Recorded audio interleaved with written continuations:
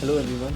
आज के इस वीडियो लेक्चर में हम लोग बात करने वाले हैं कंडीशनल स्टेटमेंट्स के बारे में कि पाइथन में कंडीशनल स्टेटमेंट्स क्या होती हैं, किस तरह से उनको यूज़ किया जा सकता है और किस किस टाइप में कंडीशन स्टेटमेंट्स अवेलेबल होती हैं पाइथन प्रोग्रामिंग के अंदर।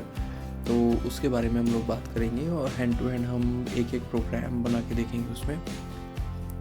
देखिए, कंडीशनल स्टेटमेंट्स जो हमारे पाइथन प्रोग्रामिंग लैंग्वेज के अंदर यूज़ की जाती हैं, बेसिकली उसका मीनिंग हमारा सिंपल सा ये होता है कि जब भी हमें किसी चीज़ को ट्रू या फॉल्स में से किसी एक की तरफ आइडेंटिफाई करना होता है तो उस केस में हम कंडीशनल स्टेटमेंट्स का यूज़ करते हैं। फॉर एग्जांपल, एक प्रोग्राम के बारे में अगर हम बात करें, बिल्कुल बेसिक सा प्रोग्राम है जो कि कंडीशनल स्टेटमेंट के प्रैक्टिकल के टाइम पे हम लोग इसको बढ़ा के देखने वाले हैं। उस प्रोग्राम में हम लोग ये देखेंगे कि अगर सपोज मान लीजिए हमारे पास एक वेरिएबल है, उस वेरिएबल के अंदर हमने यूज़र से किसी वैल्यू को एक्सेप्ट किया जो कि हमारी एक न्यूमेरिकल वैल्यू है, इंटीजर टाइप की वैल्यू, और हम ये चेक करना चाहते हैं कि जो यूज़र ने वैल्यू एंटर की है क्या वो वैल्यू हमारी ग्रेटर देन है 100 से या नहीं। तो इस केस में क्या होगा, जो यूज़र ने हमें वैल्यू डाली है वो वैल्यू या तो ग्रेटर देन रहेगी 100 से या लेस देन रहेगी 100 से, क्योंकि अभी फ़िलहाल की कंडीशन में हम लोग इसको ये मान के चल रहे हैं कि वैल्यू इक्वलेंट नहीं डाली है, क्योंकि एक एक्सेप्शन ये भी आ सकती है कि अगर हमने 100 ही वैल्यू डाल दी तो वो ना तो लेस देन जाएगी ना ही वो ग्रेटर देन जाएगी। तो इस कंडीशन में अभी हम इसको ऐसे मान के चल रहे हैं कि जो वैल्यू यूज़र डाल रहा है वो 100 नहीं है, वो 100 के अलावा कुछ भी वैल्यू हम लोग डाल सकते हैं। तो जो भी वैल्यू हम डाल रहे हैं अगर वो वैल्यू 100 से इक्वल है तो उसको हम कंसीडर अभी नहीं करेंगे, अगर वो ग्रेटर देन है या वो लेस देन है तो हम उसको कंसीडर करके चलेंगे। तो इसके लिए हम लोग इफ़ कंडीशन का इस्तेमाल करने वाले हैं। कंडीशन स्टेटमेंट के अंदर एक तो हमारा होता है इफ़ और एक होता है हमारा एल्स। हमेशा हमें एक चीज़ ध्यान रखनी है कि इफ़ और एल्स में से कोई एक चीज़ रन होती है, या तो हमारा इफ़ रन होता है या हमारा एल्स रन होता है। कभी भी हमारा इफ़ और एल्स दोनों एक साथ एक टाइम पे रन नहीं होंगे, ठीक है। तो चलिए इसके प्रैक्टिकल के लिए हम लोग विजुअल स्टूडियो को ओपन कर लेते हैं। ये हमारा लास्ट क्लास का प्रोग्राम था, तो इस प्रोग्राम को हम बने रहने देते हैं और हम नई एक फ़ाइल बना लेते हैं।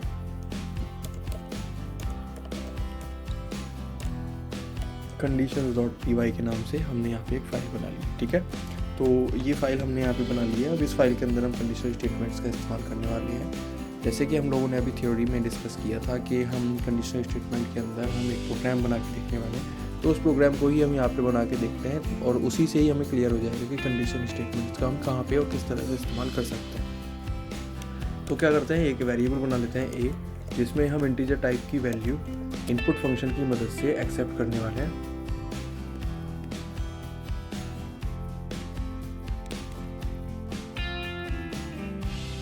एंटर एनी वैल्यू, हमने यहाँ पे यूज़र से वैल्यू एक्सेप्ट किया। अब हमें क्या करना है, इसी वैल्यू को चेक करना है कि क्या ये वैल्यू हमारी 100 से ग्रेटर देन है या नहीं।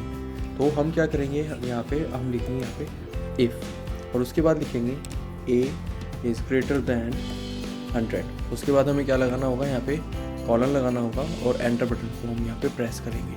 प्रेस करने के बाद हम यहाँ पे लिखेंगे print the given value is greater than 100। हम यहाँ पे मैसेज को प्रिंट करा देंगे, ठीक है। अब हम यहाँ पे लिखेंगे एल्स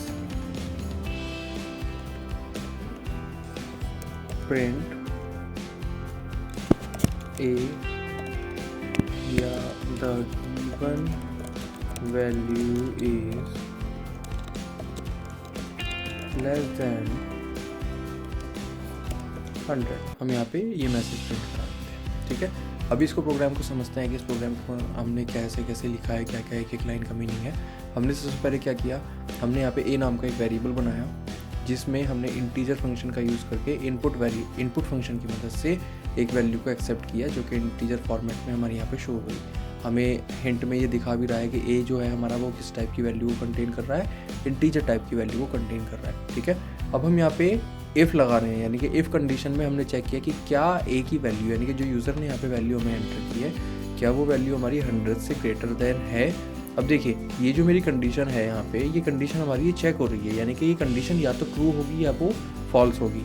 अगर सपोज मान लीजिए कि अभी 1 मिनट के लिए कि ये कंडीशन हमारी ट्रू हो जाती है तो मेरा प्रोग्राम कहाँ जाएगा, तो मेरा प्रोग्राम इस कॉलन को जंप करके यहाँ पे पहुँचेगा इस लाइन के अंदर और वो इस लाइन को रन कर देगा, ठीक है।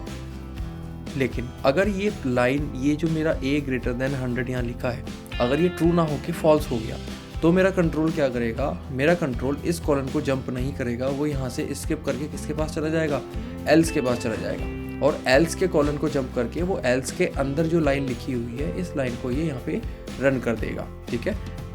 इसके अलावा एक चीज़ और आप लोगों ने यहाँ पे नोटिस की होगी जो कि मोस्ट इंपॉर्टेंट चीज़ है समझने के लिए, वो कि ये है कि जब हमने यहाँ पे कॉलन लिखा, कॉलन लिखने के बाद जैसे ही मैंने एंटर बटन को प्रेस किया तो मेरा कंट्रोल जो है, मेरा जो कर्सर है वो यहाँ पे आया, यानी कि मेरी अगली लाइन यहाँ से लिखना शुरू हुई, जबकि मेरी स्टार्टिंग जो थी वो लाइंस की वो कहाँ से हो रही थी, वो यहाँ से हो रही थी।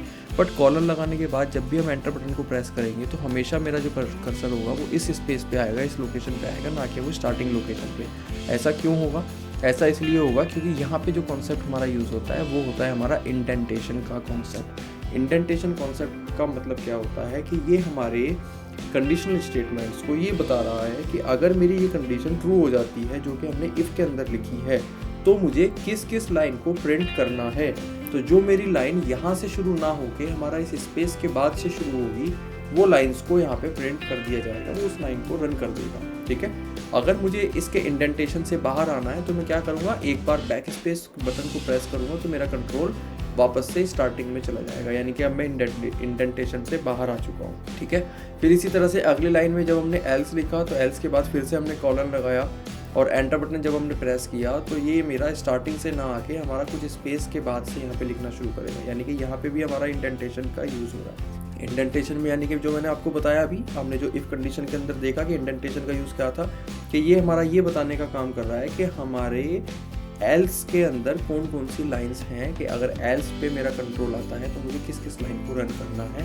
तो ये कॉन्सेप्ट हमारा क्या कहलाता है, ये कॉन्सेप्ट हमारा इंडेंटेशन कहलाता है, ठीक है। तो इस तरह से हम क्या कर सकते हैं, इफ़ एल्स का इस्तेमाल कर सकते हैं। इफ़ और एल्स दोनों में से कोई एक रन होगा, ठीक है। इस प्रोग्राम को हम रन करके देख लेते हैं।